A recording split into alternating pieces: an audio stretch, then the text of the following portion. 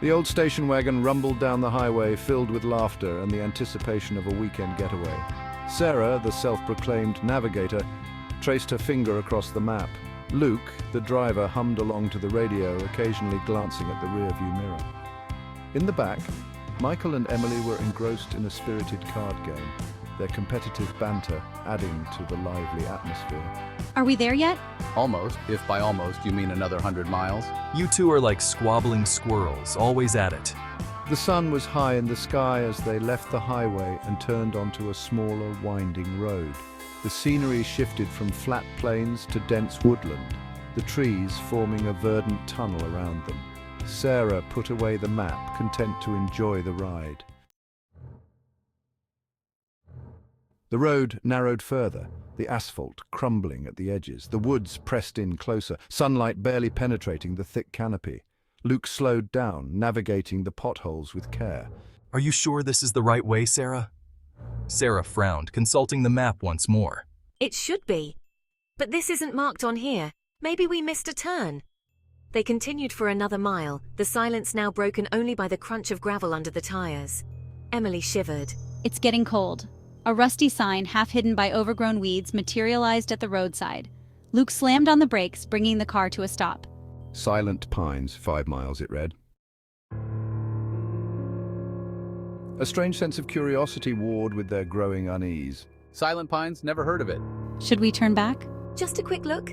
Maybe they have a gas station or something. We can always turn around. Luke hesitated, then with a shrug turned the wheel. As they bumped along the dirt track, the forest seemed to close in around them, the sunlight fading into an eerie twilight.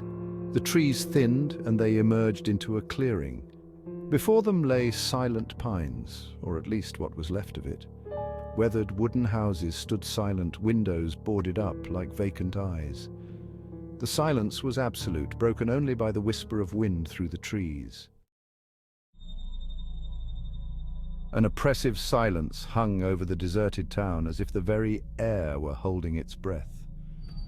They stepped out of the car, their footsteps echoing on the cracked asphalt. This silence, it's so unnerving, don't you think? They wandered down the main street, their footsteps kicking up dust from the unpaved road. A general store stood with its door hanging open, shelves bare except for scattered cans, their labels bleached pale by the sun. Look at this place. It's like everyone just up and left in a hurry. They peered into dusty windows of houses, catching glimpses of furniture draped in sheets, toys abandoned mid-play, as if the occupants had vanished in the middle of their lives. On the wall of the post office, someone had scrawled a message in faded red paint. Turn back while you can, it warned. Below it, another message in a different hand simply said, don't believe the lies. This is giving me the creeps. What do you think happened here? The eerie discoveries and cryptic warnings only deepened the mystery of Silent Pines. Panic began to prickle at the edges of their bravado. They decided to leave, to retrace their path back to the main road. But each turn they took, each road they followed, led them back to the same desolate square with its crumbling fountain and the ominous town hall clock, forever frozen at 3:07. This is impossible. How can we keep ending up here? They drove in circles, desperation growing with each passing moment. The sun dipped below the horizon, painting the sky in hues of blood orange and bruised purple, casting long, grotesque shadows across the deserted town. Nightfall brought an even deeper chill to the air. We need to find shelter. Let's try that old inn over there.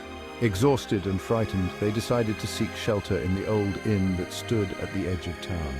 Its sign, barely clinging to its hinges, creaked in the breeze, the faded lettering spelling out, "The Whispering Pines Inn."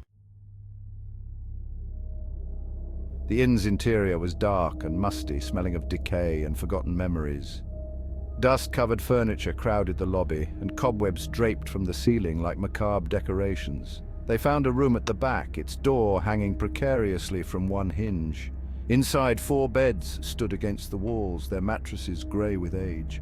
Huddled together on the floor, too afraid to sleep in the unsettling beds, they shared what little food they had left. The silence was broken only by their own ragged breathing and the pounding of their hearts.